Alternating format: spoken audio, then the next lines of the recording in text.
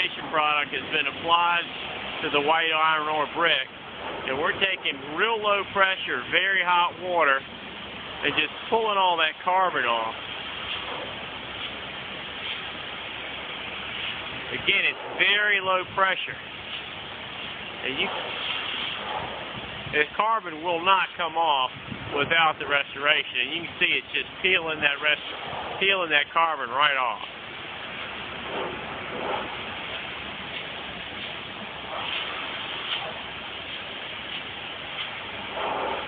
So again, it's not about pressure, it's all about the restoration product. It's an inorganic acid, very mild, very easy on the brick. And this is white iron ore brick.